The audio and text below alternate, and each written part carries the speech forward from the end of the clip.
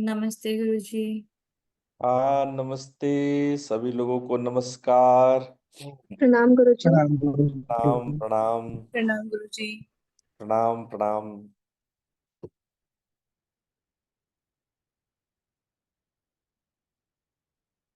काफी दिनों के बाद, एक सप्ताह के बाद सबसे मुलाकात हो रही है। मैं अपनी परिव्रज्या यात्रा में काफी इधर उधर था, तो पिछले सप्ताह मैं नहीं आ पाया आप लोग के सामने।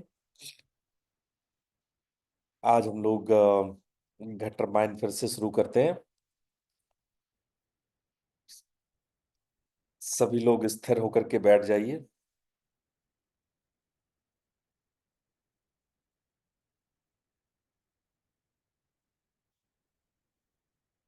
पूरे शरीर को बिल्कुल स्थिर और शांत।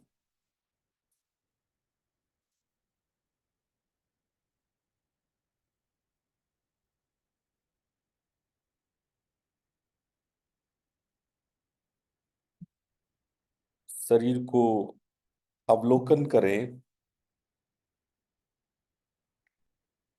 चारों ओर से देखें।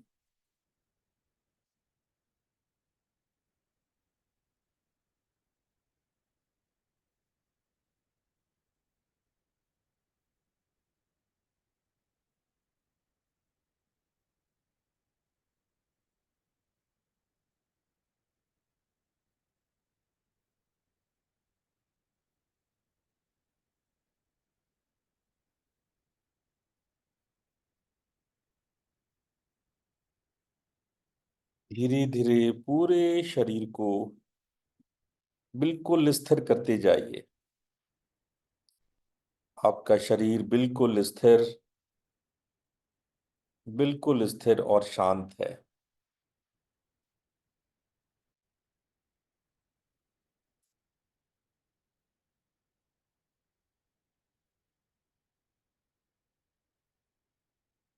आपका शरीर बिल्कुल स्थिर और शांत है।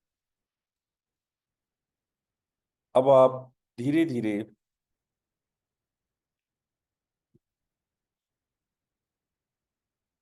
श्वास प्रश्वास के प्रति सजग बनिए। अपने श्वास के प्रति सजग बनिए। आसपास की आवाजों को सुनिए।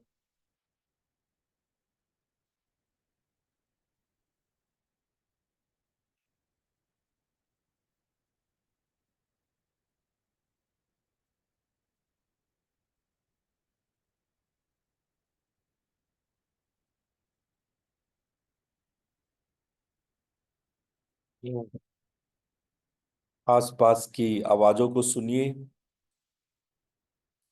और एक आवाज से दूसरी आवाज मन को स्थानांतरित करते जाइए। एक आवाज से दूसरे आवाज मन को स्थानांतरित कीजिए।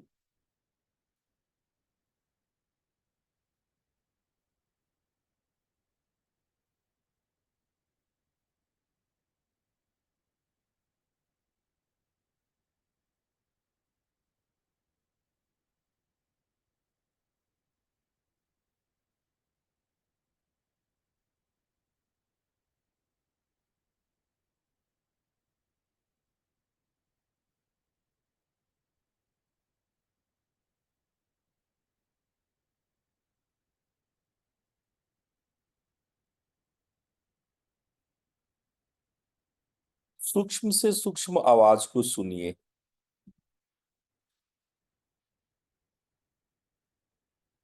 सूक्ष्म से सूक्ष्म आवाज को सुनिए।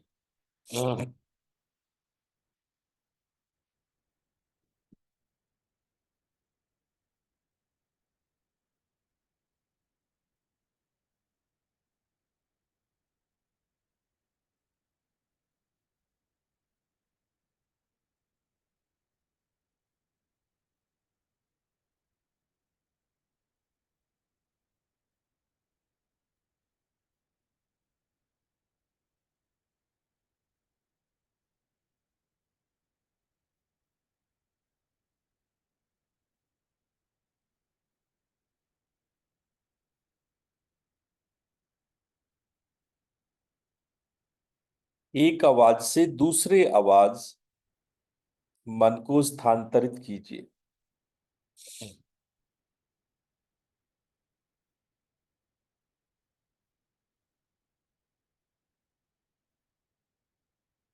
आवाज के स्रोत तक नहीं जाना है, आवाज को पहचानना नहीं है, बस एक आवाज से दूसरे आवाज तक जाइए।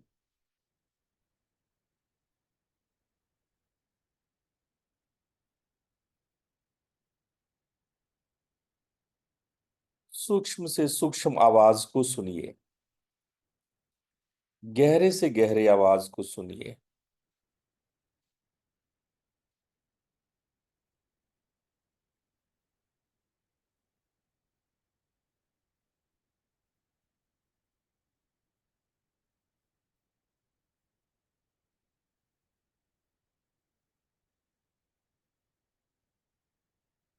अब धीरे से वापस अपने शरीर पर आइए। भ्रूमध्य पर एक दिव्य ज्योति की कल्पना कीजिए। हम लोग 3 बार ओम मंत्र का उच्चारण करेंगे और शांति पाठ भी साथ साथ बोलेंगे। ओम मंत्र के लिए लंबा और गहरा श्वास लीजिए। ओ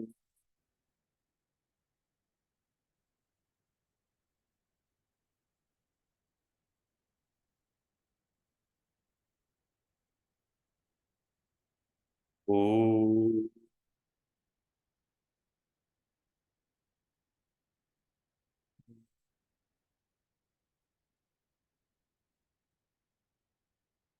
ओ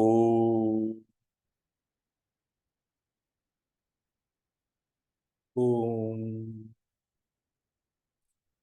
ओम असतो मा सद्गमय तमसो मा ज्योतिर्गमय मृत्योर्मामृतं गमय। ओम शांति शांति शांति। दोनों हथेलियों को आपस में रगड़ते हुए अपने आंखों पे रखें और धीरे से अपनी आंखें खोल लीजिए। आप लोग का पुनः स्वागत है आज के सत्र में। और पिछले दिनों हम लोगों ने जो कुछ भी समझने पढ़ने की कोशिश करी, उसमें मैं एक बार आप लोग को रिवाइज कर दूं। लास्ट टाइम में हम लोगों ने 32 प्रकार के नाल के बारे में चर्चा किया था। और अगर आप याद करें तो हमने चर्चा किया था कि कैसे जीव जो है वो जब तक काल से बचने के लिए समय और मृत्यु से अपने आप को बचाते हुए कई प्रकार के नाल में उतरता है, लेकिन उस नाल पर वो काल की प्रेजेंस को महसूस करता है और वो साधना में गुफा की ओर उतरता है। लेकिन गुफा में ही एक ऐसा जगह है जहां काल का प्रेजेंस नहीं होता है। इस वजह से जीव काल से यदि बचने की कोशिश करता है तो वो नाल से होते हुए गुफा की ओर प्रवेश करता है। इसको हम लोगों ने घट रामायण के श्लोकों में हम लोगों ने अच्छे से समझा था। और 32 प्रकार के नाल के बारे में हम लोगों ने चर्चा की थी। विशेष रूप से बंक नाल के बारे में हमने समझा था कि बंक नाल कैसे इन सभी नाल में से श्रेष्ठ है, आध्यात्मिक है और हमें ऊंचाई तक ले जाता है। इसी क्रम में आगे गोस्वामी जी हम लोगों को 22 प्रकार के शून्य के बारे में बताते हैं। 22 प्रकार का शून्य आप यहाँ पे डैशबोर्ड में देख सकते हैं, धुंधार, शब्दार, नौनार, अजसार, बिलंद, सुखनंद, अचरंद, सबसंद, भौभंड, नौखंड, सब अंड, ब्रह्मांड, अलग, पलक, कलक, झलक, सरवाट, दसघाट, खिरकाट, अजहाट, सत्यलोक और परमोख। ये इतने प्रकार के शून्य हैं। अब आप में से जो जो साधक कभी महसूस करता है कि एक ऐसी स्थिति में उतर आते हैं जहां थॉट्स, विचार और मन नहीं काम करता है, आप सब लोग को होता है ना, कई बार ऐसे जगह उतर आते हैं जहां लगता है कि मन बिल्कुल शांत हो गया, हम सो तो नहीं रहे, सुसुप्ति में तो नहीं है, लेकिन कोई सुसुप्ति जैसी कोई अवस्था है, कोई सुसुप्ति जैसी कोई स्थिति है जिसमें कि हम विचारहीन हैं, जिसमें हम निरंतर विचार शून्यता है। और ऐसे 22 शून्यों की बात यहां पे की गई है जहां पर हम मन से और संसार से अलग हो जाते हैं। हम सब ने, जो लोग साधना करते हैं, जो लोग 1 घंटे 2 घंटे रोज मेहनत करते हैं ना, ये शून्यों का अनुभव सबको होता है कि बैठे बैठे बैठे बैठे साधना करते करते हम धीरे से खास स्टेट में उतर आते हैं जहां नींद भी नहीं है, जहां आपकी इधर आपकी प्रैक्टिस भी छूट जाती है, प्रैक्टिस भी नहीं कर रहे होते हो, विचार भी नहीं चल रहे होते हैं। बहुत लोग उसी को ध्यान का स्टेट मान लेते हैं। बहुत सारे आचार्य, आपके गुरु जो है ना, उसको बोल देंगे कि ये ध्यान का स्टेट है,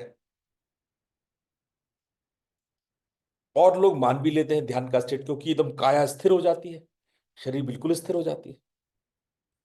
लेकिन ये ध्यान का स्टेट नहीं है, ये शून्य है। और शून्य भी गोस्वामी जी ने आपको, देखिए आपके सामने कितने सारे बता दिए, इतने प्रकार के शून्य होते हैं। स्टार्टिंग के जो शून्य हैं, धुंधार, शब्दार, नौनार, असार, ये चार तो एकदम साधारण लोगों के भी लग जाते हैं। कभी कभी देखते होंगे बच्चे अचानक से कॉमा में, मतलब शून्य, विचार शून्य हो जाते हो, कभी आप उनको डांट रहे होते हो बच्चों को, या बच्चे कुछ विस्मय, हैरान वाली चीज देख लेते हैं, आकाश में कुछ उड़ता हुआ कुछ देख लिए, एकदम हैरान, उनका दिमाग एकदम शून्य हो जाता है, कुछ काम ही नहीं करता है। कि हम लोग कई बार कहते हैं हैंग हो गया उसका दिमाग, कोई थॉट नहीं, एकदम विस्मय सा, एकदम आश्चर्य सा, कुछ समझ में नहीं आ रहा, बस वो उस दृश्य को देखकर भौचक हो गया, उस दृश्य को देख के ठहर गया, उस दृश्य को देख करके उसमें एक स्तंभन हो गई, स्तब्ध हो गया, स्तंभित हो गया। तो इस तरह से ये जो दिमाग का हैंग हो जाना है, या किसी ऐसी अवस्था में आ जाना जिसमें शरीर मन सब काम करना बंद कर देता है, हम लोग अनकॉन्शियस होकर के भी कॉन्शियस होते हैं, ये सारे स्टेट। और स्टार्टिंग की, जैसे मैंने बताया, धुंधार, शब्दार, नौनार और अजसार, ये सामान्य लोग में भी होता है। हाँ, जो थोड़े से साधक होते हैं उसमें आता है बिलंद, अर्छंद, सबसंद, भौभंड, नौखंड, सुखनंद, ब्रह्मांड, ये सब उसमें आता है। और जो एकदम ऊंचे समाधि वाले लोग हैं, उनको आता है पलक, खलक, झलक, सरवाट, दसघाट, ये सब उनको आता है। इस पे आगे हम लोग चर्चा करेंगे, इन शून्यों पर चर्चा करेंगे। लेकिन आगे के श्लोकों को पढ़ने के लिए, आगे के दोहे को पढ़ने के लिए, थोड़ा सा मैं एक कॉन्सेप्ट आपको देता हूं, क्योंकि ये बड़ी बड़ी बातें अगर वो कह रहे हैं, जो पिंड और ब्रह्मांड का गोस्वामी जी भेद बता रहे हैं, वो उस स्तर पे है, और उनके हर लाइन में वो मोक्ष पद होता है। अब हम लोगों का अगर कॉन्सेप्ट क्लियर नहीं है, और ऐसे ही सीधे सीधे आप पढ़ेंगे, तो आपको समझ में नहीं आएगा वो क्या बोल रहे हैं। याद रखना कि शून्य से दो चीजें जुड़ी हुई है, नाल और गुफा। नाल या गुफा से ही हम शून्य तक जाते हैं। ये बात याद रखना। जो संसार या साधना, जहां जहां हम विस्मय होते हैं, स्तंभित होते हैं, चाहे सांसारिक रूप से स्तंभित हो, भावनात्मक रूप से स्तंभित हो, या आध्यात्मिक रूप से हो, तो किसी न किसी नाल में प्रवेश करते हैं और या फिर शून्य में आते, या फिर साधना कर रहे हैं तो किसी किसी न किसी गुफा से होते हुए हम शून्य तक पहुंचते हैं। तो ये शून्य जो है वो एक हायर स्टेट है, जो कि नाल या गुफा से होके हम लोग पहुंचते हैं। बड़े ध्यान से मेरी बात को बड़े ध्यान से सुनना। शून्य से ही शब्द की उत्पत्ति होती है। शून्य से शब्द की उत्पत्ति होती है। यहां जब मैं शब्द कह रहा हूं तो इस शब्द का मतलब है मातृका। ये शब्द जो है वो अनहद शब्द है, वो नाद की बात हो रही है। तो शून्य से शब्द की उत्पत्ति होती है और शब्द से आकाश, आकाश नाम का महाभूत होता है। तो जो हमारा कान सुनता है, जो तन्मात्राओं को, पांच तन्मात्रा याद है ना? शब्द, स्पर्श, रूप, रस और गंध। ये पांच तन्मात्रा होता है ना, मैंने पहले बताया आप लोग को पांच तन्मात्रा। तो शून्य से शब्द रूपी तन्मात्रा की उत्पत्ति होती है और शब्द से आकाश बनता है, आकाश नामक महाभूत बनता है। बाकी जो दूसरे तन्मात्रा और महाभूत है वो उसके बाद बनते हैं। जैसे कि शब्द और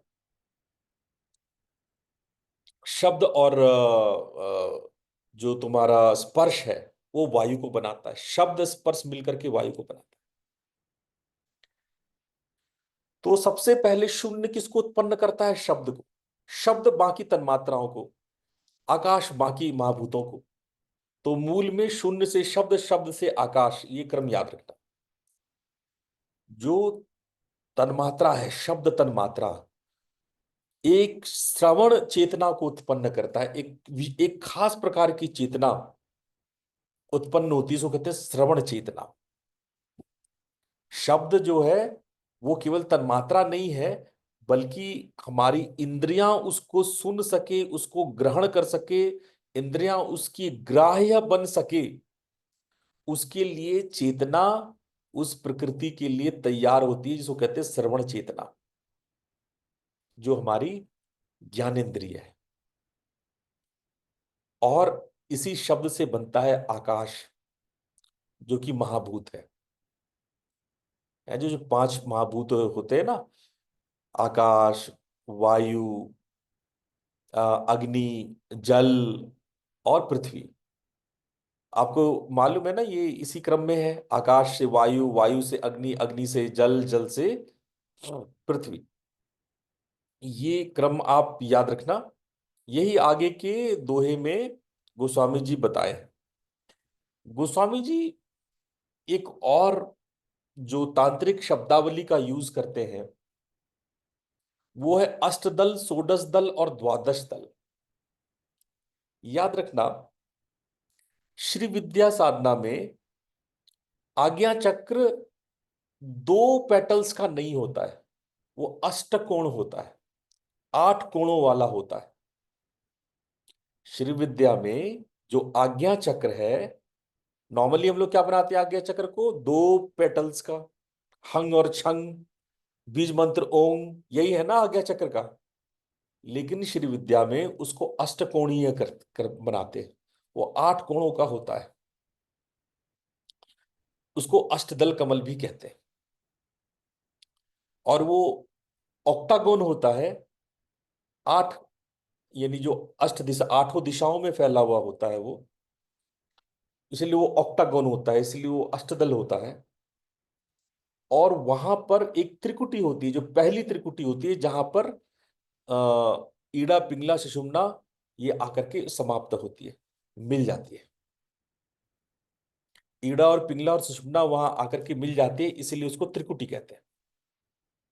ये प्रथम त्रिकुटी है।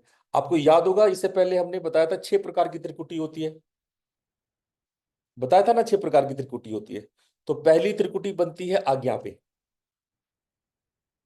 जिसको संगम कहते हैं, जिसको त्रिवेणी घाट कहते हैं, जो हमारे प्रयागराज में है। तो इसी को ही लोग जो है प्रयाग भी कहते हैं। कई संत जो है आज्ञा चक्र को प्रयाग बोल देंगे। अब लोग सोचते रहते हैं कि उन्होंने प्रयाग किसको बोला, तो लोग सोचते हैं कि वो बाहर जो प्रयागराज में है उसको बोला जा रहा। नहीं नहीं, गंगा यमुना सरस्वती का मिलन यानी ईड़ा पिंगला सुषमना जहां जाकर के त्रिवेणी में आज्ञा चक्र पे जहां पर जाकर के मिल रहा है, वहां पे बात हो रही है। तो इसीलिए जब अष्टदल कमल की बात हो रही हो तो दो ही बातें हो सकती है कि ये बात या तो आज्ञा के लिए कही जा रही है, और या तो ये बात नाभि के लिए कही जा रही है, यानी मणिपुर चक्र के लिए कही जा रही है। मणिपुर पर हम पीछे आएंगे, पर यहां पर आगे के दोहों में जो यूज हो रहा है, जो स्टेटमेंट यूज हो रहा है, वो अष्टदल कमल आज्ञा के लिए, क्योंकि त्रिकुटी वहां पे है। उसके बाद षोडश दल, वो कहते हैं कि अष्टदल से षोडश दल की उत्पत्ति होती है। दोहों में ऐसा लिखा हुआ है कि अष्टदल से षोडश दल। अब ये षोडश दल क्या है, तो आप देखेंगे विशुद्धि का षोडश दल है, और वहीं पर आकाश की उत्पत्ति होती है। अष्टदल में शब्द की उत्पत्ति होती है। अष्टदल के ऊपर जो है बिंदु जो है वो शून्य है। तो हमने अभी जस्ट ऊपर बताया कि शून्य से शब्द, शब्द से आकाश। तो शून्य हुआ बिंदु, शब्द हो गया आज्ञा, और आकाश हो गया विशुद्धि चक्र। ठीक है। तो अष्टदल से षोडश दल, और षोडश दल से द्वादश। द्वादश दल क्या है, हृदय चक्र है। और हृदय चक्र का जो तत्व क्या है, वो वायु तत्व है। तो आगे गोस्वामी जी लिखते हैं कि अष्टदल से षोडश दल की उत्पत्ति होती है, षोडश दल से द्वादश। आकाश जो है वो वायु को उत्पन्न करता है। बात आ रही है समझ में? जिसको नहीं आ रही है एक बार प्रश्न पूछ लें। कोई ऐसा है जिसको नहीं समझ में आ रही है? कोई जो ना समझ में आ रहा हो पूछ लो आप, कोई बात नहीं। थोड़ी सी जटिल है, दर्शन है, फिलॉसफी है, तो थोड़ा सा जटिल हो सकता है आप लोगों के लिए, तो आप प्रश्न पूछ सकते हो। कोई ऐसी बात जो ना समझ में आ रही हो। मनीषा जी, समझ में आ रहा है? गुरुजी, आ तो रहा है, मगर एक छोटी सी कंफ्यूजन ये है आप पूछो। कि बिंदु से हम नीचे की तरफ, मतलब जो हम्म। ये यात्रा कर रहे हैं उसको समझ रहे हैं। हाँ हाँ। जनरली आपने जब भी समझाया तो हम हमेशा ऊपर की तरफ समझे, तो वो ये कंफ्यूजन ये तो चल। पिंड और ब्रह्मांड का भेद बता रहे हैं ना गोस्वामी जी। ओके। तो वो हर तरह से चीजें समझा रहे हैं कि स्रोत क्या है, उससे निकल के क्या आया। तो अब आप देखो कि यहाँ पे जो जो स्रोत है वो शून्य है। शून्य से शब्द, यानी अगर ये पूछा जाए कि शब्द का स्रोत क्या है तो शून्य, हम्म। आकाश का स्रोत क्या है तो शब्द, है ना। तो इस तरह से इनकी जो शब्दावली भी देखोगे दोहों में इस प्रकार से लिखा है कि शब्द का स्रोत शून्य है। तो इस तरह से वो बता रहे हैं कि शून्य से जो है वो शब्द की उत्पत्ति होती है, शब्द से आकाश की। अब समझ में आ रहा है गुरुजी। और किसी को ना समझ में आ रहा हो तो पूछ सकता है, क्योंकि थोड़ा सा दर्शन जटिल तो होता है। दर्शन में थोड़ी मेहनत करनी पड़ती है, समझ से थोड़ी सी मेहनत करनी पड़ती है। तो और बताओ, आपको समझ में किसी को ऐसी कोई बात जो समझ में ना आ रही हो? सुरभि, आप बताइए, आपको समझ में आ रहा है?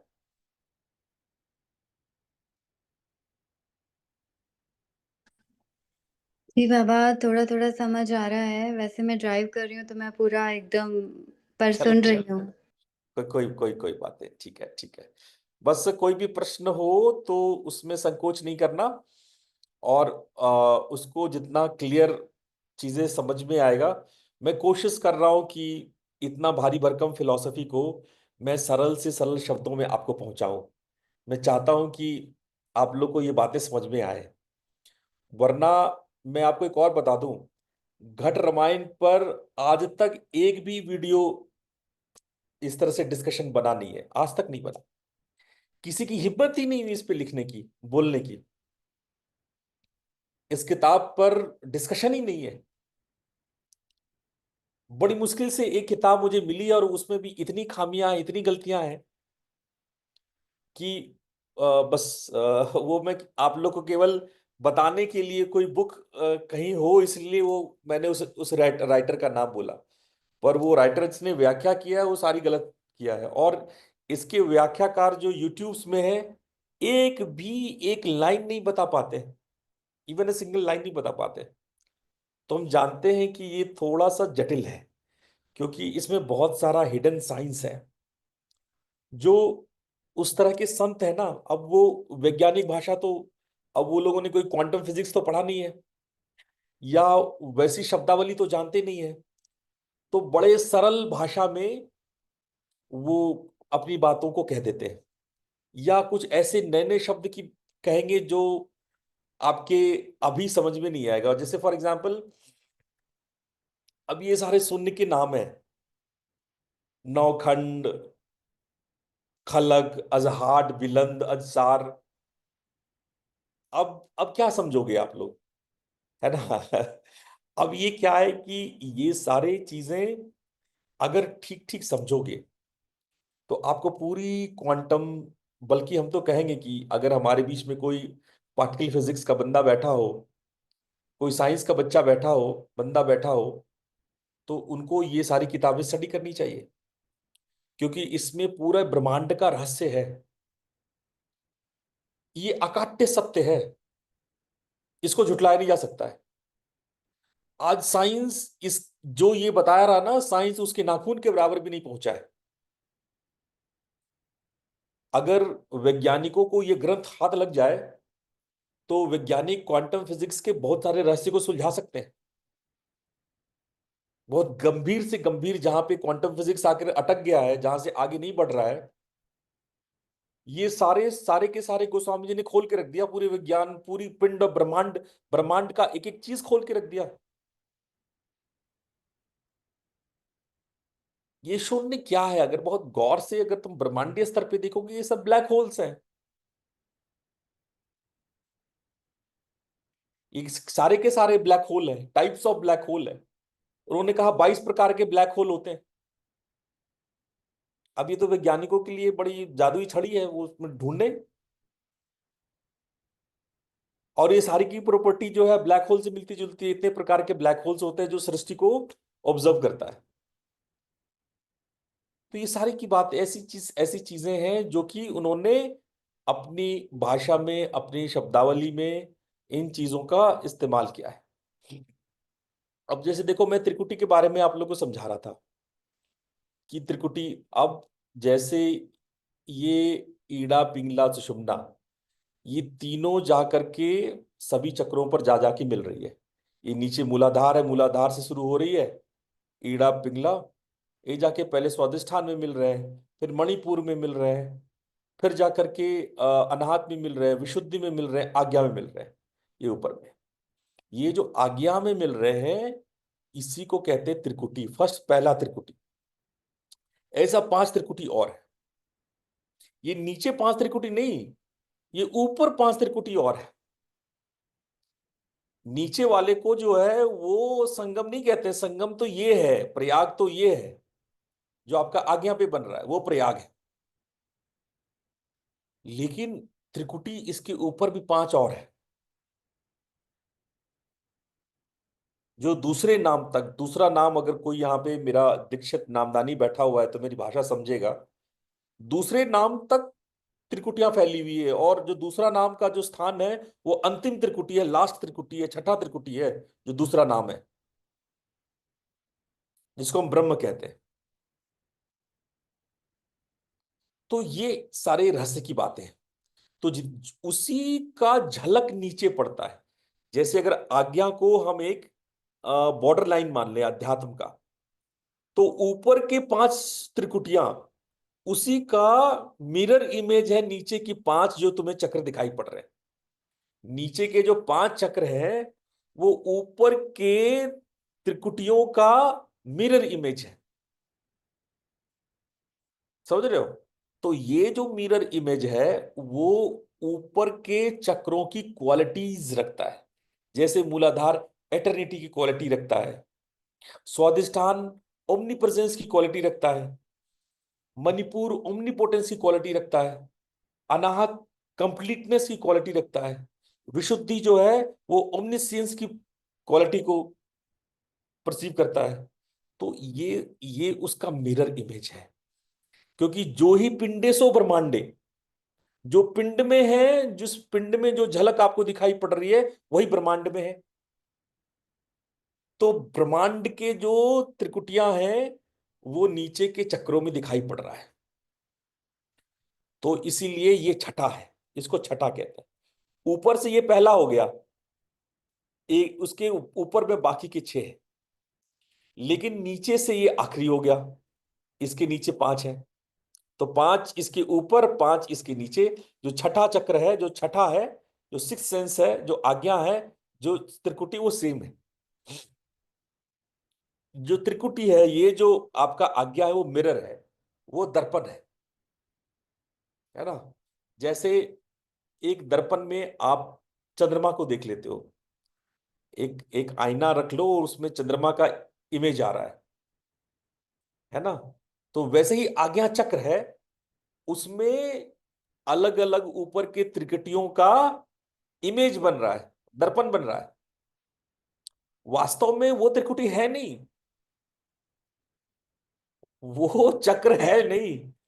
अगर हम कहें कि मूलाधार इटर्निटी, स्वादिष्ठान ओमनी प्रेजेंस, मणिपुर ओमनीपोटेंस, वो उसका मिरर है वहां पे। वो मिरर इमेज है किसके? जो ऊपर के पांच है। आ रही बात समझ में कि थोड़ी जटिल हो गई?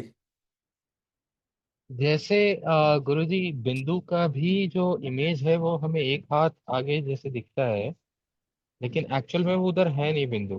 तो क्या इसी प्रकार त्रिकोटि भी हम जो मिरर इमेज कह रहे हैं वो उसी संदर्भ से आप समझाना चाह रहे हैं? थोड़ा सा अलग है। देखो, बिंदु को हम नहीं देख पाते क्योंकि हमारी आंखों की बनावट जो है वो हम्म। पीछे देखने की नहीं है। हम ये पीछे सोम चक्र को, बिंदु चक्र को देख नहीं सकते। हम लोग की आंखों की बनावट आगे की लिए, आगे देखते हैं। पर जब हम आगे किसी एक जगह कंसंट्रेट होते हैं तो आपका कंसंट्रेशन एक्चुअली एनर्जी बिंदु तक ले आती है। ठीक है? तो देखते तो हम आगे हैं पर दिखता पीछे है। पर यहां ऐसा इसलिए नहीं है कि ऐसा नहीं है कि आप मूलाधार का अभ्यास कर लोगे, स्वादिष्ठान का अभ्यास कर लोगे तो ऊपर की त्रिकुटियां आप जीत लोगे। ऐसा नहीं है।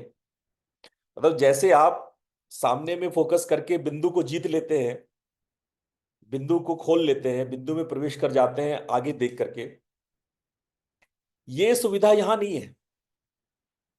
ऐसा नहीं है कि आप विशुद्धि और अनाहत और मणिपुर पर विजय प्राप्त कर लें तो आप जो है ऊपर के त्रिकुटियों पर विजय प्राप्त कर लेंगे, ऐसा नहीं है।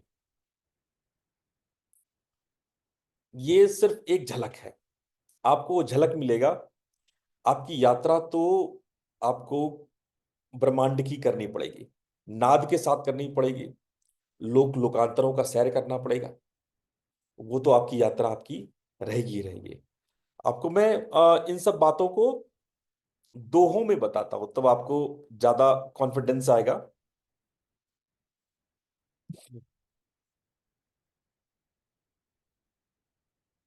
आप लोग कोई प्रश्न पूछना चाहते, जब तक कि मैं शेयर करता हूं, आप लोग कोई प्रश्न पूछना चाहें तो पूछ सकते हैं।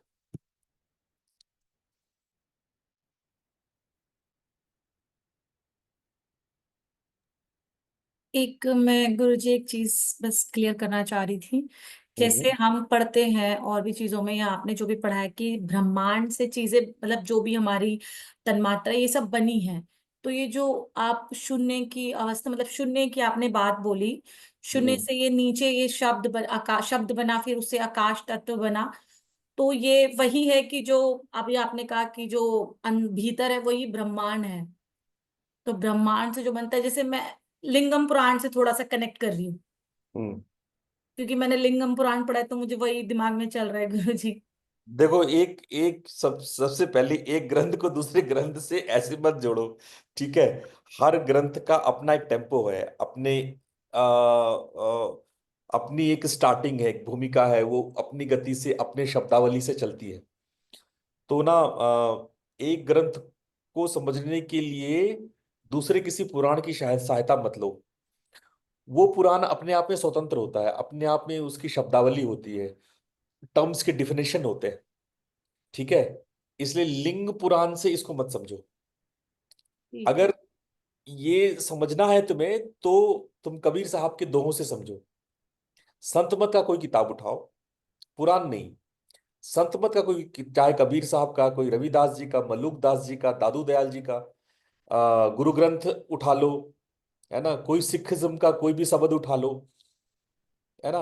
तो ये तुमको मिलता जुलता समझ में आएगा।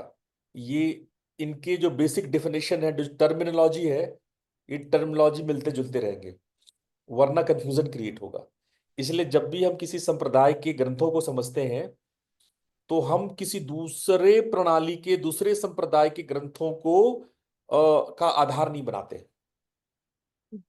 क्योंकि उसमें शब्दों की डेफिनेशन में फर्क हो जाएगा, ठीक है। अब जैसे एग्जांपल लेते हैं, सांख्य में जो आनंद का अर्थ है वो वेदांत में नहीं है। अगर वेदांत में तुम वही अर्थ लोगे तो वेदांत नहीं समझ पाओगे, ठीक है। इसीलिए सभी शास्त्र में शब्दों के एक खास डेफिनेशन है, उसी डिफिनेशन पे चलोगे तो चीजें समझ में आएगी। अब जैसे इसमें शून्य की व्याख्या, 22 प्रकार के शून्य बता दिए, है ना। अब ऐसा तो तुमको किसी पुराण में नहीं मिलेगा, किसी पुराण में ये बात की चर्चा ही नहीं है कि 22 प्रकार के शून्य होते हैं। तो किसी संप्रदाय को समझने के लिए, हाँ, उसी संप्रदाय के दूसरे किताब हैं, कबीर दास जी का ले लो, धर्मदास जी का ले लो, मलुक दास जी का ले लो, दादू दयाल जी का ले लो, चाहे कोई भी संत मत के किसी भी पुस्तक उठा लो, राधा स्वामी का किताब उठा लो, है ना। जो है हमने कहा गुरु ग्रंथ का कोई भी छंद उठा लो, तो तुम्हें ये शब्दावली उसमें सेम है। संत मत के सारे ग्रंथों के शब्दावली सेम है, उसमें सुन्न का अर्थ वही है जो इसमें है ना। अब देखो, ये मैं चौपाई पढ़ रहा हूं आप लोग के सामने। आगे कहो सुन्न विश्वासा, बिना सुन्न गए जीव निराशा। अब निज कहो सुन्न में श्वासा, बिना सुन्न जीव काल निवासा। थोड़ा थोड़ा हम बताते भी चलें, आप लोग के सर के ऊपर से जा रहा होगा सब। तो यहाँ पे गोस्वामी जी कह रहे हैं कि मैं पूरे विश्वास के साथ मैं शून्य के बारे में आप लोग को बताता हूं, और बिना शून्य के पाए हुए ना इंसान निराश रहता है। इंसान जो है, तुम कितना भी इसको अध्यात्म पढ़ा लो, मैं आप लोगों को कितना भी घट रामायण का दुनिया भर के उपनिषद पढ़ा दूं, अगर आपने शून्य को नहीं पाया है, आपने शून्य को नहीं छुआ है, तो आपको ज्ञान के मामले में निराशा ही हाथ लगेगी, आपको मेरी बात पल्ले ही नहीं पड़ेगी। आपको लगेगा गुरुजी पता नहीं क्या क्या रोज, कभी 32 प्रकार के वो ले आते हैं, कभी 22 नाल ले आते हैं, कभी नीर ले आते हैं, कभी पवन ले आते हैं, कभी क्या क्या ले आते हैं। मैं नहीं ला रहा हूं, ये संत लोग कह रहे हैं, संतों की बातें। और बिना शून्य में उतरे ये बात समझ में नहीं आती है, इसलिए कह रहे बिना शून्य गई जीव निराश। जीव निराश है, निराशा ही हाथ लगती है। जब शून्य का आभास होता है तब लगता है अरे हाँ, बात तो कुछ कही जा रही है, उसमें कुछ दम है, जो बात कही जा रही है उसमें कुछ दम है, कुछ बात में रहस्य है। सुन्न दिशा विधि कहो बुझाई, बुझे साध सुन जिन पाई। जिसने जिसने शून्य को अनुभव किया है उनको ही पता लगेगा। बिरला सुन्न भेद को पावे, सुन्न दीप सोई शब्द कहावे। बहुत कम ही लोग, बिरले लोग ही शून्य को जान पाते हैं, और सभी शून्य को जान पाना, जितने भी प्रकार के ये 22 प्रकार के शून्य हैं, उन सभी शून्य को जान पाना तो लगभग असंभव, बहुत मुश्किल। लाखों में से कोई एक, करोड़ों में से कोई एक ही होता है जो सभी शून्य को जान पाता है। और फिर वो आगे कहते हैं कि शून्य दीप सोई शब्द का है, शून्य से ही शब्द की उत्पत्ति होती है। देखो आगे इस लाइन को और क्लियर क्या कहा गया, शून्य की सोत धुन में लागी। अभी अभी मैंने इसी को पीपीटी में बताया ना, इसी चीज को। शून्य शून्य जो है जो धुन का स्रोत है। धुन मतलब ध्वनि, धुन मतलब अनाहत, धुन मतलब नाद, धुन मतलब मातृका। ठीक है, वो मातृका जो सृष्टि बना रही है। तो जो जो ध्वनि है, ध्वनि का स्रोत क्या है, शून्य है। और धुन की सोत गगन में जागी। गगन यानी आकाश का स्रोत क्या है, आकाश का स्रोत शब्द है। यही मैंने अभी पीपीटी में आप लोग को दिखाया था। गगन के ऊपर पवन रहा ही, अब जब आकाश बना तो आकाश से फिर वायु बनेगा। ठीक है, और निर्गुण पावन भवन के भाई, और उससे धीरे धीरे निर्गुण जो है वो भवन में, यानी जो जो निराकार है वो साकार में प्रकट होने लगता है। ठीक है, अब इसको थोड़ा सा तांत्रिक भाषा में, अब आगे का जो दोहा है वो थोड़ा फिलॉसफी से ज्यादा तांत्रिक शब्दावली है। निरखी कवल साधे कोई साधु, मिट जाई काल कष्ट की व्याधु। मूल कवल के ऊपर देखो, घट में सत्य शब्द ले पेखो। अष्ट कवल ओंकार का बासा, सो निज बुझो काल तमासा। सोडस कमल को ध्यान लगावे, जोगी करे भेद सोई पावे। चलो, अब ये मैंने आप लोगों को अष्ट दल, षोडश दल, द्वादश दल, ये अभी अभी आप लोगों को मैंने बताया। यही चीज दोहा में ये बात लिखी हुई है। ये कह रहे हैं कि अगर कोई साधक, अगर इन कमल को, इन चक्रों को देख लेता है, जान जाता है, तो उनके सारी व्याधि, सारे कष्ट दूर हो जाते। तो आपको जो मूल कमल, मूलाधार से ऊपर देखना है, आपको मूल पे नहीं जाना है, ऊपर देखना है। तो ऊपर आपको अष्टदल कमल, जो आज्ञा का कमल है, और आज्ञा का बीज क्या है, ओंग है।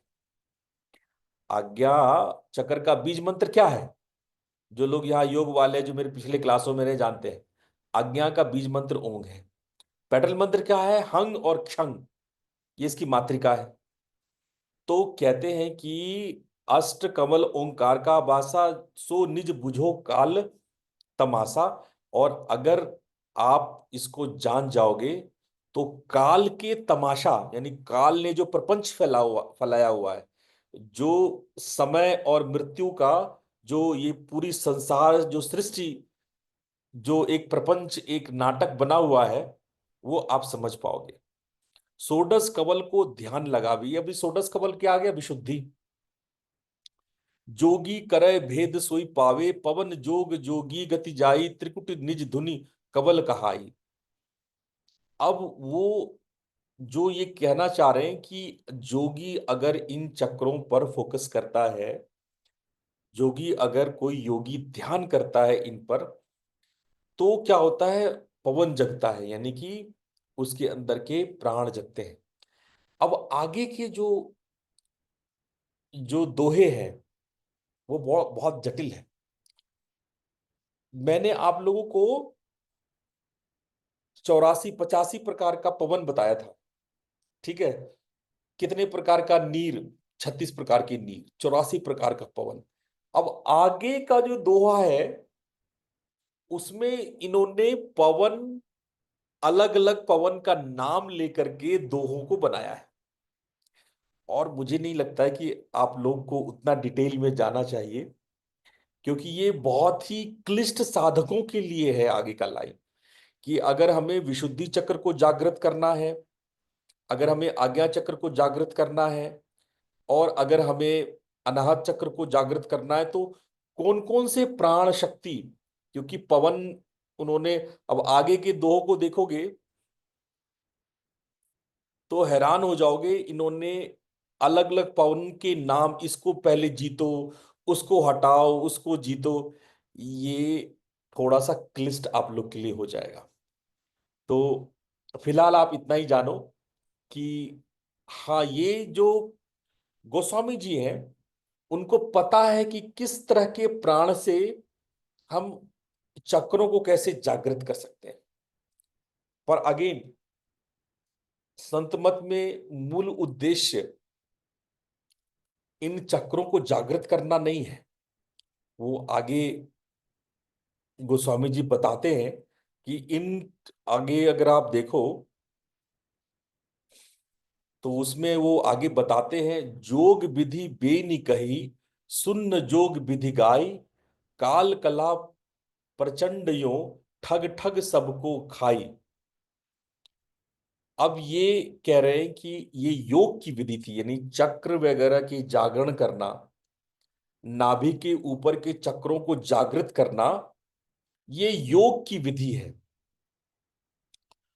लेकिन योग की ही विधियों विधियों में शून्य के बारे में भी बताया गया है।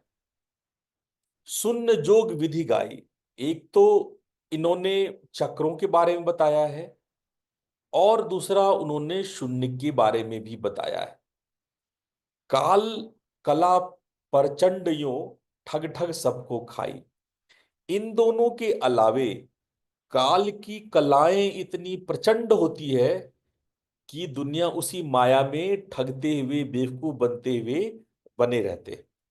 अब बेनी संतन की गाऊं, या से भिन्न भेद दर्शाऊं, संतन की बेनी विधि न्यारी, तुलसी भाखी देख निहारी।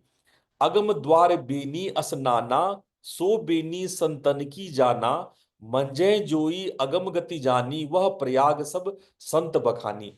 अब ये कह रहे हैं कि इन दोनों योग की विधियों से, जो आपको शून्य तक ले जाती हो, या फिर आपको चक्रों, प्राणों के माध्यम से चक्रों को खोलने की विधि हो, उसके अलावे संत जो है कुछ अलग कुछ बताते हैं। वो त्रिवेणी की साधना, यानी त्रिकुटी की साधना बताते हैं। अब ये त्रिकुटी की साधना कैसे अलग है, कैसे इन सबसे ज्यादा निराली है, इन सबसे ज्यादा कैसे न्यारी है, ये किस त्रिवेणी के स्नान के बारे में बात करते हैं, वो संत क्या कह रहे हैं कि आप त्रिवेणी के स्नान को, उस त्रिकुटी में जो गंगा यमुना सरस्वती जहां मिल रही है, उस त्रिवेणी को समझो, जानो और उसमें स्नान करो, ये योग की विधि से अलग है। अब ये कहते हैं ये योग और तंत्र की विधियों से अलग है। ये कुछ ऐसा है जो अगम गति है, जिसकी गति बहुत अगम है।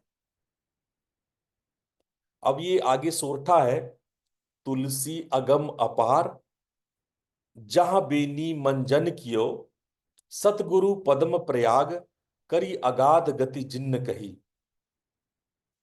अब इसमें वो गुरु को प्रेज करते हैं और कहते हैं कि उस त्रिकुटी पर, उस आज्ञा पे, जहां गुरु के चरण कमल है, जहां गुरु के दो चरण जो है, वो आज्ञा के दो कमल दल कहलाते हैं। सतगुरु पद्म प्रयाग, जो संगम है, जो प्रयाग है, वो गुरु के चरण है। करी अगाध गति जिन्न कही, वहीं से इस यात्रा की, इस गुरु के दीक्षा होने से, नामदान होने से, वो यात्रा वहां से शुरू होती है। तुलसी उस अगम अपार जो पंथ है, जो संत मत है, उसकी यात्रा वो कहते हैं आज्ञा चक्र से, उसकी यात्रा उस त्रिकुटी से शुरू होती है, उस त्रिवेणी से शुरू होती है, उस प्रयाग से शुरू होती है, जहां सतगुरु के चरण कमल विराजमान। अब ते ही राह रीति दर्शाऊं, भिनी भिनी पंथ मता गति गाऊं, सरगुन से निर्गुण विधि बानी, भिनी भिनी राह रीति सब छानी। अब मैं आप लोगों को बताऊंगा कि संत मत बाकी मतों से श्रेष्ठ कैसे है। ये सगुण से निर्गुण की यात्रा कैसे है, या विभिन्न भिन्न रीति के द्वारा गोस्वामी जी कह रहे हैं कि मैं आपको बताऊंगा। प्रथम दृग दूरबीन लगावे। आंख को दूरबीन बना लेना पड़ता है। आपकी आंखें सामान्य नहीं रह जाती है। जैसे दूरबीन लगाते हैं तो हम लोग बहुत दूर की चीज देख लेते हैं, है ना। तो पहले आपको आंखों को दूरबीन बनाना पड़ेगा। देखिए, इस रूपक अलंकार का आनंद लीजिए। दूरबीन मतलब जो दूर की चीज दिखाई देती हो, जिससे बहुत दूर दूर की चीज आप देख लेते हो। तो पहले तो आंख को आप दूरबीन बनाइए कि दूर की चीजों को आप देख सके। फिर आगे कहते हैं मन चित सुरति ताहि पर छावे। और अपने फोकस को, अपने ध्यान को, अपने फोकस को उसी पर लगाना है, उस देखने पर लगाना है। जैसे हम कहते हैं ये बिंदु सामने है, आंखें बंद करो और उसको देखो। ये आंखें बंद करके सामने देखना, ये आंखों को दूरबीन बनाना है। आप क्या कर रहे हो? आंख को दूरबीन बना रहे हो। जब बंद आंखों से आप सामने देखने का प्रयास कर रहे हो तो आप क्या कर रहे हो? अब आंखों को दूरबीन बना रहे हो। ठीक है। तो जब आप आंखों को दूरबीन बनाते हो, अपने मन चित्त को, अपने सुरति, अपने फोकस में लाते हो। देखे ताके बीच मझारा, जगमग ज्योति होत उजियारा। हम, आप याद करो, जब भी आपको मेडिटेशन कराते तो क्या बोलते हैं? जब भी हम लोग कोई भी कार्यक्रम शुरू करते हैं तो क्या बोलते हैं? भ्रूमध्य पर ध्यान कीजिए, एक दिव्य ज्योति की कल्पना कीजिए। बोलते हैं कि नहीं बोलते हैं? जो भी हमें सुन के आ रहे हैं, हम तो यही बोलते हैं ना कि ध्यान जो है भ्रूमध्य पे लाइए, आईब्रो सेंटर पे लाइए, आईब्रो सेंटर में एक ज्योति को देखिए। तो इसी लाइन को देखो, यहां पे कहा जा रहा है कि दोनों आंखों के मध्य में उस ज्योति को निहारिए। देखे ताकि बीच मझारा, बीच मझधार में, मतलब दोनों आंखों के बीच में, दोनों भाव के बीच में जगमग ज्योति होत उजियारा। वहां पर एक ज्योति है जो उजियारा, उजाला पैदा कर रही है। निरखा निर्गुण पुरुष निहारा, जहवा सुने शब्द जन। और यहीं से पहली बार आपको नाद यानी शब्द झनकारा, शब्द सुनाई देना, जो अनहद नाद है, जो आपको, हम अक्सर नाद की बात करते हैं, जो शब्द की बात करते हैं, अनहद अनाहत नाद, वो यहीं से शुरू होता है। यात्रा हम लोग की यहां से है। हम लोग मूलाधार से यात्रा नहीं करते हैं। ये हठयोगी लोग मूलाधार से यात्रा करते हैं। जो हमारी यात्रा है वो राजयोग की है। तो हम लोग यहां से यात्रा करते हैं, ये यात्रा शुरू होती है। तो वहां से जहवा सुने शब्द झनकारा, वहां शब्द की झनकार सुनाई पड़ती है। सेत दीप जीव पहुंचे पारा, कोटिन काल बहे जरी छारा। और किसी श्वेत एकदम उजला चमकीला द्वीप में पहुंच जाते हैं। ये बिंदु को पार करने की बात है। जब हम बिंदु को पार करते हैं तो ऐसा आइलैंड पहुंचते हैं, ऐसा द्वीप पहुंचते हैं जो श्वेत जगमग एकदम उजियारा, बिल्कुल चमकीला हो।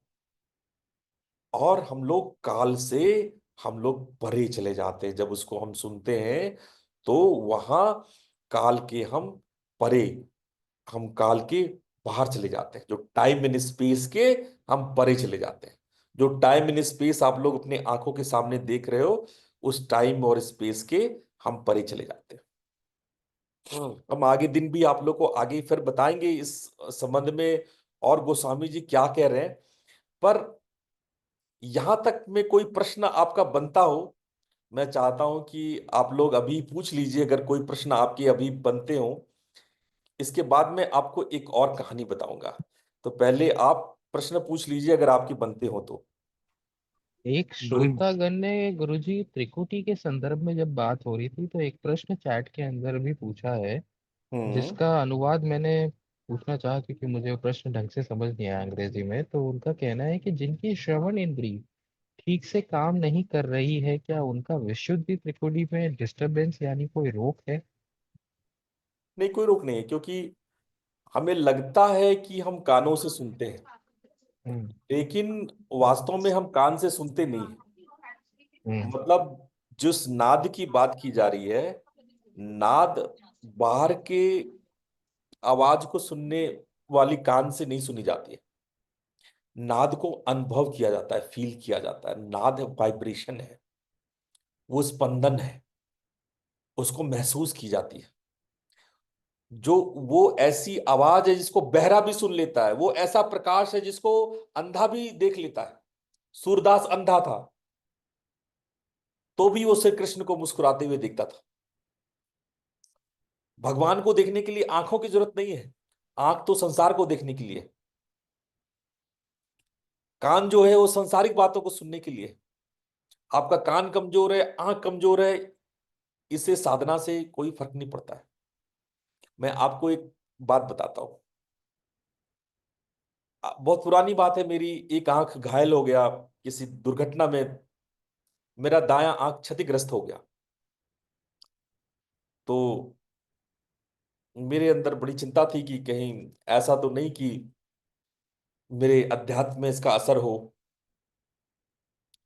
तो एक बाबा जी हमको मिले हिमालय में। उस दौरान मेरी इलाज हो रहा था, मेरे चेहरे का इलाज चल रहा था। तो जन्मांध थे, उनकी आंखों के जगह पे दो लाइन खींचा हुआ था। अंधा बाबा, अंधा बाबा उसको बोलते थे। अभी हाल में ही उनकी मृत्यु हुई, शरीर हाल में ही उन्होंने शरीर छोड़ा। तो जब हम उनके पास, हमको जो मेरे साथ थे, जो मेरा इलाज कर रहे थे, एक आयुर्वेदाचार्य थे जो मेरा इलाज कर रहे थे, शिव शंकर जी उपाध्याय, तो वो वन ऑफ माय गुरु भी हैं। तो उपाध्याय जी हमको ले गए अंधा बाबा से मिलाने। तो अंधा बाबा जो है वो हमको फील कर लिए। जैसे ही उनके हम गुफा में घुसे, वो उनको अनुभव हो गया। और उनके सामने आते ही उन्होंने पहला लाइन जो बोला, आइए झाजी आइए बैठिए। झाजी मतलब मेरा सरनेम झा है, इसलिए लोग झाजी बोलते हैं। इस इनको कैसे पता मैं आ रहा हूँ? मतलब कोई मोबाइल ना कुछ ना कोई मेरा प्री प्लान था, वो अचानक से ही प्लान बना था। चलो, उतना में भी बात होती तो भी ठीक थी। उसके आगे कहते हैं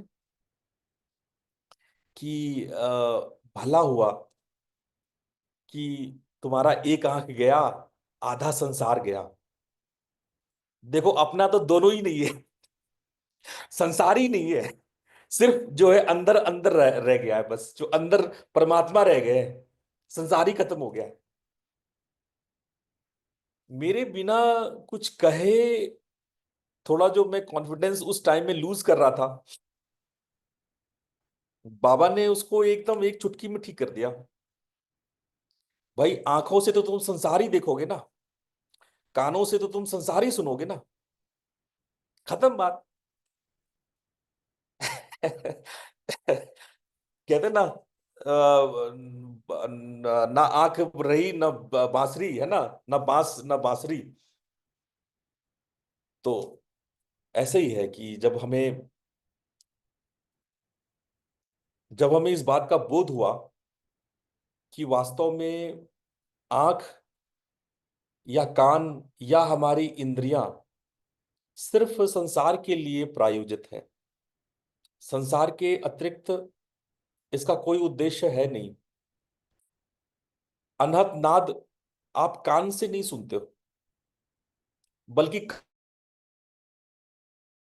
जो प्रैक्टिशनर है, आप पुराने प्रैक्टिशनर से पूछो जिनको हमने दीक्षा दिया है, उनको बोलते हैं हम कान बंद कर लो, कान में ढक्कन लगा लो, सिलिकन या ईयरबड्स लगा लो, कान ढक लो। कान से काम ही नहीं लेना है, कान को निष्क्रिय कर दो। आंख जो है बंद कर लो, आंख में पट्टी बांध लो। हम जो दिखाना चाहते हैं वो आंख से देखी नहीं जाती है, वो अंतर से देखी जाती है, भीतर से देखी जाती है। हम जो सुनाने की कोशिश कर रहे हैं वो कान से नहीं सुनी जाती है, वो आपकी चेतना महसूस करती है। बात आ रही समझ में? तो प्रश्न का उत्तर मिला कि नहीं मिला? कि हाँ, श्रोता जी है यहाँ पर, और क्वेश्चन इज नॉट अंडरस्टैंड। अगर आप पूछना चाहें अनम्यूट करके, तो आप कृपया पूछ अभी सकते हैं। अभिषेक जो भी पूछना चाहते हैं आप पूछ लें। हाँ नहीं नहीं गुरु जी, बाद में हम बात कर लेंगे उसके बाद, कोई बात नहीं। अच्छा अच्छा अच्छा अच्छा अच्छा अच्छा अच्छा, वो डॉक्टर साहब बोल रहे हैं क्या?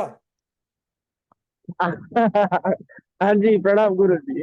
अरे खूब आशीर्वाद, आपकी आवाज सुनने के लिए तो हम बड़े बेचैन थे आज। आपकी आवाज कान में पड़ी, बड़ा अच्छा लगा। हाँ। ठीक ठीक ठीक। तो हमने कान और आंख की बात की, तो हमें बाहरी कान और बाहरी आंख की जरूरत नहीं है।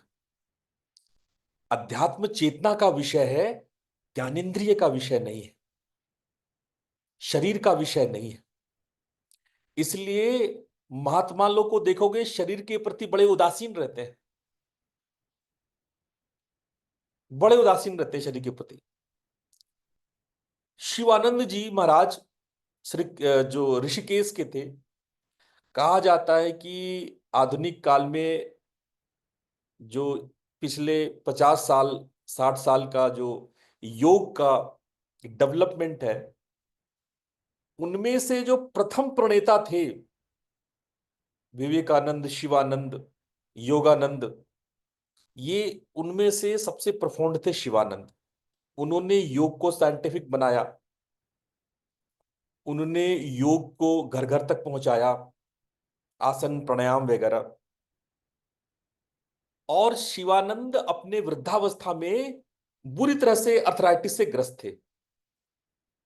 उनकी दोनों हड्डियां, दोनों पैर, सारे घुटने अर्थराइटिस में, एकदम पेट वेट निकल आया था बुरी तरह से। तो सब पूछते थे कि महाराज जी, योग आपने, आधुनिक जगत में योग का प्रचार प्रसार आपके द्वारा हुआ, पूरी योग से लोग अपना वेट लॉस कर रहे हैं, लोग अपनी अर्थराइटिस ठीक कर रहे हैं, लोग भारी भारी बीमारियां ठीक कर रहे हैं। जिस योग को आपने विज्ञान की दिशा दी और आप स्वयं में उन योग के प्रणालियों का कोई इस्तेमाल नहीं करते। तो शिवानंद जी ने बड़ा सरल सा उत्तर दिया, जिनके लिए शारीरिक व्याधियां शोक का कारण है, चिंता का कारण है, उनके लिए योग के उपाय निश्चित रूप से कारगर है। जिसको शरीर की चिंता ही नहीं है, जिनको शरीर के रोग रोग जैसे मालूम पड़ते ही नहीं है, जिनको शरीर की व्याधियां व्याधियां ही नहीं लगती है, जिनको शरीर से मोह ही नहीं रहा, जिसको शरीर कीचड़ लगता हो, जो शरीर से छूटने की प्रार्थना करता हो, जो परमात्मा में ही विलीन रहता हो, जिसके लिए समाधि ही सब कुछ है, वो शरीर के लिए क्यों रोएगा, क्यों उपाय करेगा? और इसीलिए आप देखोगे कि सारे योगी बड़े कष्ट में हैं। किसी को कैंसर, किसी को टीबी, रामकृष्ण परमहंस को थ्रोट कैंसर, विवेकानंद को टीबी। ऐसा कोई योगी नहीं तुम्हें मिलेगा जो शारीरिक रोग से नहीं मरे। और ये सब ऐसे हैं जो दूसरे के रोग को ठीक कर देते हैं, दूसरों की बीमारियों को छू के ठीक कर देते हैं। लेकिन जब खुद की बारी आती है तो उनका शरीर के प्रति मोह नहीं रहता, ना वो कर्म बनाना चाहते हैं, ना वो चाहते हैं कि शरीर को ठीक करने के लिए हम नए कर्म बनाए। ये थोड़ा सा मुश्किल है सामान्य लोग को समझने के लिए। एक संत कभी भी ऐसा कर्म नहीं करेगा। जब एक बार भगवान बुद्ध बैठे थे और ऊपर से एक बड़ा चट्टान निकलता हुआ आया, सारे सुनने वाले भाग खड़े हुए, बुद्ध वहीं बैठे रहे। अच्छा खासा चोट उनको लगा, पत्थर गिरा, उनके कंधे से टकराया, कंधा का कई पसली टूट गया, हड्डी टूट गई। लोगों ने पूछा, भगवान आप हटे क्यों नहीं? बोले कि अगर प्रकृति में यही था, नियति में यही था, परमात्मा इसी रूप में चाहते थे तो मैं क्यों ही इनकार करता। मैंने स्वीकार किया कष्ट को। हम लोग कहानियों पुराणों में भी सुनते हैं कि नारद जी अपने ही भगवान विष्णु को शाप दे देते हैं शाप, नारद के शाप की ताकत है विष्णु। विष्णु चाहे तो नारद के शाप 2 कौड़ी के हैं, लेकिन विष्णु उस श्राप को स्वीकार कर लेते हैं। कितने ही लोग थे जो भगवान शिव को श्राप दे दिया, भगवान शिव ने उस श्राप को स्वीकार कर लिया। और ना करे, कौन ऐसा जीव है, कौन ऐसा दैत्य है, कौन ऐसा महात्मा है, कौन ऐसा देवता है जो इनको शाप दे सकता हो? लेकिन वो शाप को स्वीकार कर लेते हैं। महात्मा प्रकृति को यथावत स्वीकार करते हैं, कोई विरोध नहीं। हाँ शशांक, प्रश्न आप पूछना चाह रहे हैं, पूछ सकते हैं। हाँ गुरु जी, मैं पूछ रहा था जैसे जो इस लेवल के महात्मा लोग हैं और वो इस स्थिति पे आ जाते हैं कि मतलब एक लेवल अचीव कर लिया है कि शारीरिक कष्ट कुछ मैटर ही नहीं कर रहा है, वो लेवल साधना की जर्नी में एग्जैक्टली कहाँ से स्टार्ट होता है? साधना का जर्नी नहीं है वो पराकाष्ठा है। जब कहीं ना कहीं जब कहीं ना कहीं साधना पूरी तरह से पक जाती है, शरीर की आवश्यकता नहीं रह जाती है, शरीर के कर्म पूरे हो जाते हैं, शरीर का मोह टूट जाता है। जिस उद्देश्य से शरीर मिला था वो उद्देश्य पूरा हो चला होता है, जिस शरीर से जो पाना था वो मिल चुका होता है। जैसे आप भुट्टा खाते हो ना, मकई भुट्टा, भुट्टा के सारे दाने को खा लो तो वो जो ठूंठ बचा रहता है, उस ठूंठ से क्या तुम मुंह से चिपकाए रखते हो? भाई सारे दाने खा लिए, अब ठूंठ का क्या करोगे तुम? डस्टबिन। तो वही हाल है संतों का शरीर के साथ। जो शरीर के साथ करना था, जो जिस इस शरीर से जो पाना था पा लिए, इस शरीर से जो करना था कर लिए, अब इस ठूंठ का करेंगे क्या?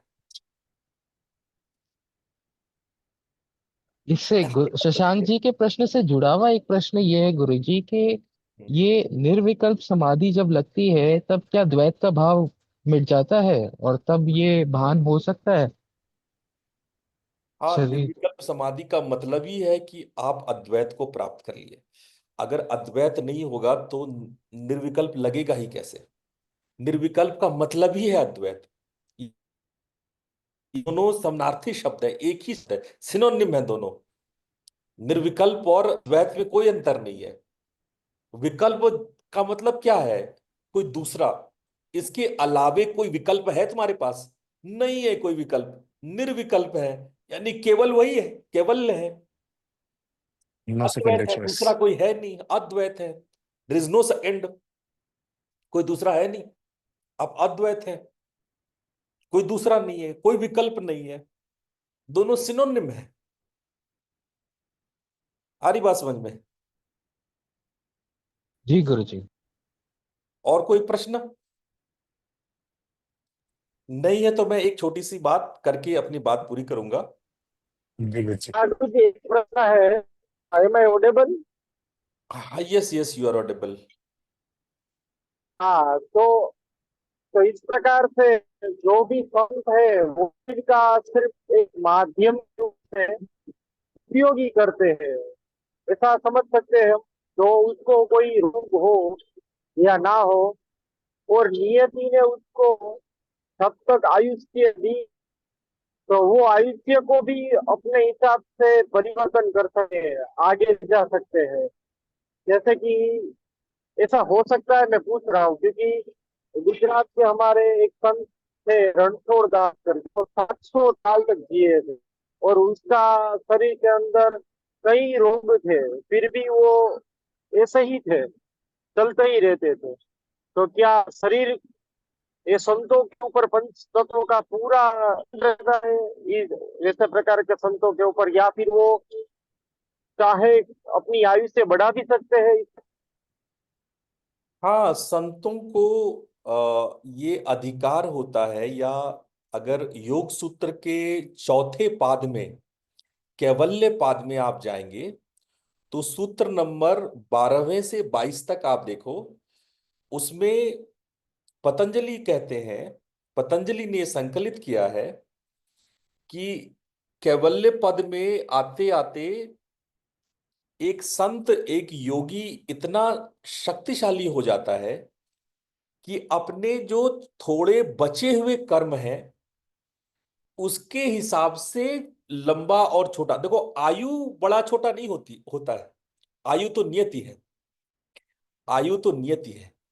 हम अपने कर्मों को खींच के लंबा और खींच के छोटा कर देते हैं। मान लो कि मुझे कर्म में है कि मैं 10 रोटी खाऊंगा, अब ये 10 रोटी मैं दो दो रोटी खाना शुरू कर दूं, ठीक है।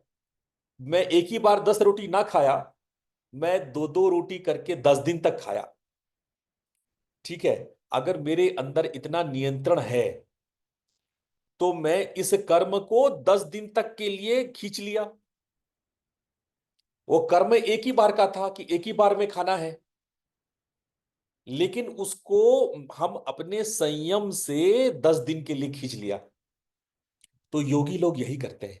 कई बार ऐसा होता है कि जब अंदर में करुणा का भाव होता है, कई बार योगी इतने करुणावान हो जाते हैं कि वो तुरंत अपने कर्मों को नष्ट नहीं करके जानबूझ करके एक्सटेंड कर देते हैं। वो 10 रोटी एक ही दिन नहीं खाते हैं, उसको वो दो दो रोटी करके, ताकि उनका कर्म 10 दिन तक बना रहे, 10 दिन तक वो संसार के साथ लेन देन करते रहे। क्योंकि आयु तो तय है, आयु तो नियति होती है, लेकिन उसमें जो कर्म है हम अपना पूर्ण कर लें। अगर आप कर्म को, मान लो आपने सारे कर्म को पूर्ण कर लिए, जितने भी आपके कर्म थे सारे संचित और सारे संचय कर्म जो है वो निपट गए, तो आपके पास निर्विकल्प समाधि के अलावे कोई उपाय नहीं बचता है। मान लो कि आपने सारे कर्म चुका लिए, सब चुकता कर लिए, तभी भी उम्र बचा हुआ है, तभी भी उम्र बचा हुआ है। या तो योगी शरीर छोड़ दे, कोई उपयोगिता नहीं है शरीर की, शरीर छोड़ दे। और बहुत सारे साधक ऐसा करते भी है, ऐसे ऊंचे साधु समाधि में जाकर के अपने शरीर छोड़ देते हैं। लेकिन मान लो कुछ करुणावश, अगर संतों की कुछ लीला है, उनके अंदर में कुछ करुणा है, तो वो क्या करते हैं, अपने कर्मों को एक्सटेंड या सप्रेस, उसको छोटा या बड़ा कर लेते हैं। ऐसा पतंजलि योग सूत्र के चौथे पाद में। तो ये संतों की सीमा में, उनके क्षमता में है कि वो कर्मों को खींच के लंबा कर दो या उसको थोड़ा छोटा कर दो। आ रही बात समझ में हाँ जी वैदराज जी? गुरु जी। हाँ जी, धन्यवाद धन्यवाद, पूरा समझ में आ गया। ठीक ठीक ठीक ठीक ठीक। अच्छा, चलते चलते आप लोग को एक और बात बता दें कि आगे से हम केवल आप लोगों को संत मत का दर्शन ही नहीं बताएंगे, बल्कि आप लोगों को हम, जब गोस्वामी तुलसीदास जी काशी में थे, तो काशी में उनके साथ क्या हुआ, जब वो रामचरितमानस लिखे और उस समय वहां के पंडितों के साथ उनका, आप लोग सबको ये कहानी मालूम है ना कि रामचरितमानस लिखे तो पंडितों ने बहुत हंगामा किया था। उसमें उनको जो है भगवान शिव के हस्ताक्षर दिखाने पड़े थे। तो बहुत सारी ऐसी बात थी जो गोस्वामी जी को काशी के पंडितों का समर्थन नहीं था, काशी के पंडितों का ही विरोध नहीं हुआ, गोस्वामी जी के झगड़े वहां पे पंडितों के साथ था, जैनियों, जैन धर्म के धर्मावलंबियों के साथ था, और इस्लाम धर्म के भी जो धर्मावलंबी थे उनके साथ था। तो गोस्वामी जी का एक बड़ा प्यारा सा शिष्य था, हृदय नाम का, ठीक है। और हृदय जो था वो अहीर था, अहीर जात का मतलब, जो लोग यादव लिखते हैं ना, ग्वाला जो गाय वाय रखते हैं, तो वो लास्ट में यादव लिखते हैं ना। यूपी में बहुत है, और आप बिहार भी चले जाओगे बहुत आपको मिलेंगे। तो ये लोग भाषा में, जाति पाति की भाषा में हम लोग बोलते हैं अहीर है, अहीर। तो गोस्वामी जी का सबसे जो प्रिय शिष्य था वो हृदय नाम था, वो जाति का अहीर था। तो हृदय क्या होता है, एक बार वो जाकर के पंडितों से भिड़ जाता है। पंडित पूछते हैं, अरे भाई तुम्हारे जो गुरुजी है क्या कराते हैं, क्या बताते हैं? तो वो एकदम सीधा सपाट आदमी, वो तो इतना फिलॉसफी जानता नहीं था, तो उसने जो है सीधा सबकी खिंचाई कर दी। बोला कि तुम लोग जो पंडिताई करते हो ना, वो कोई काम का नहीं है, तुम लोग जितना ये वेद पुराण बाँचते रहते हो, हमारे गुरुजी बोलते हैं कि सब व्यर्थ है। और वहां पर एक तकी मियाँ थे। तकी मियाँ को उन्होंने बोल दिया, ये तुम जो ये अजान उजान पढ़ते हो ना, अल्लाह उल्लाह, कोई अल्लाह अल्लाह उल्लाह जो है वो तुम्हारे अजान से नहीं आते हैं। और यही नहीं, वो जाके जो है वो एक जैनी था, उससे भी भिड़ गया। तो ये तीनों उसको मारने लगे, मारने के लिए दौड़े। तो ये बोलता है कि मेरे गुरुजी से बात कर लो, मुझे क्यों मार रहे हो? तो ये लोग जाते हैं गोस्वामी जी के पास कि भाई ये तुम्हारा जो परम शिष्य है हृदय, ये क्या बकवास कर रहा है। और गोस्वामी जी बड़े प्यार से तीनों को बुला करके और खिंचाई करते हैं अच्छे से, चप्पल भिगो भिगो के सबको मारते हैं। तो ये बहुत प्यारा प्रसंग है, जिसको हम अगले क्लास में आप लोगों को सुनाएंगे कि कैसे गोस्वामी तुलसीदास जी सगुण निर्गुण का भेद बताते हुए न केवल सनातनी पंडित का हवा निकालते हैं, उस समय के जो तकी मियाँ अच्छे बहुत बड़े समझदार मुल्ला थे, और जैनी धर्मावलंबी का धर्मा था, इन सब की जो उन्होंने खिंचाई की है, उसका एक प्यारा सा विवरण आपको हम आगे की क्लास में बताएंगे। मेरा यहाँ पे फिर से वो बता रहा हूं कि पर्सनली किसी धर्म के साथ कोई भाव नहीं है, सारे धर्म महान है। हम जब उस धर्म को न समझ करके उसकी विकृतियों को, विकारों को अपना लेते हैं, जब धर्म के मूल रहस्य को नहीं समझ करके उसके पेरीफेरी में, उसके ऊपर ऊपर बात को सुन करके और अपने अंदर काम क्रोध लोभ मोह मद मत्सर्य अहंकार घमंड सबको बढ़ा देते हैं, तो हमें संतों की जरूरत होती है जो हमें आईना दिखाए कि तुम क्या कर रहे हो, तुम्हारे ग्रंथ में कहाँ लिखा है ये बात। तो ये सारी बात अभी आगे जो काशी में ये जो घटनाएं घटी कि ये पंडित मिले, और ये बड़ा सुंदर ये है ना, हृदय अहीर जवाब अस दीना, संत गति कोई बिरले चीन्हा, मैं तो अपढ़ जाति अज्ञाना, तुम पंडित पढ़े वेद पुराना, संतन की गति कहो बुझाई, तुम्हू ने वेद भेद नहीं पाई। तुमने वेद का भेद अभी तक पाया है नहीं, फालतू बकवास करते हो, पंडित बने हो लेकिन तुम्हें कुछ भेद वेद पता है नहीं। तो ये जो हृदय नाम का जो अहीर है, वो जिस तरह से नैनू पंडित से लड़ गया, और नैनू पंडित के बाद ये शेख तकी, यहां पर आप देखो शेख तकी, तकी नाम का एक तकी मियाँ थे, मतलब वो शेख थे, और उनसे कैसे वो भिड़ गया, नैनू से, शेख से, सबसे वो भिड़ गया, और बाद में जाकर के ये धर्मा नाम जाति, एक जैनी था धर्मा नाम का, उससे भी भिड़ गया। अब ये तीनों जो है इसको घेर लिए हृदय को। हृदय भाग करके गुरुजी के पास सबको ले गया, और गुरुजी जो है वो फिर इसका सलूशन करते हैं कि जैन धर्म क्या है, इस्लाम धर्म क्या है, और सनातन धर्म क्या है। उसको बहुत प्यारा प्रसंग है, बहुत प्यारा शास्त्रार्थ है। इसमें किसी भी धर्म का बुराई नहीं है, लेकिन उस धर्म को अगर हम ठीक से नहीं फॉलो करते हैं, उसके मर्म को नहीं जानते हैं, उनके भेदों को नहीं जानते हैं, तो कैसे हम लोग विकृत हो जाते हैं। इस बात को गोस्वामी जी ने यहाँ कहा है, जो हम अगले सेशन में आप लोग के सामने कहेंगे। ठीक है, तो इसका आप लोग बिल्कुल आनंद लीजिए। तो इस बार हम केवल पिंड और ब्रह्मांड का भेद ही नहीं बताएंगे, आपको नाल शून्य जो है, आकाश गगन, यही सब नहीं बताएंगे।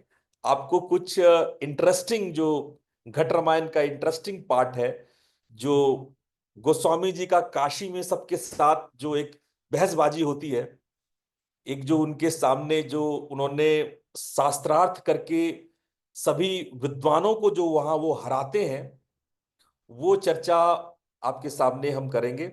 और आप लोग को ये प्रसंग सुन करके, जो कि 14वीं शताब्दी में लिखा गया प्रसंग है, ये सुन करके आप लोग को बहुत मजा आएगा। तो आज इतना ही। आप लोग का बहुत बहुत धन्यवाद। आप लोग इसी प्रकार से सत्र में आते रहे, और संडे को भी मैं विज्ञान भैरव का सत्र लूंगा, तो आप लोग सब उपस्थित रहें। धन्यवाद। प्रणाम। प्रणाम गुरुजी। प्रणाम धन्यवाद गुरुजी। गुरुदेव, प्रणाम प्रणाम। गुरुजी। प्रणाम गुरुजी।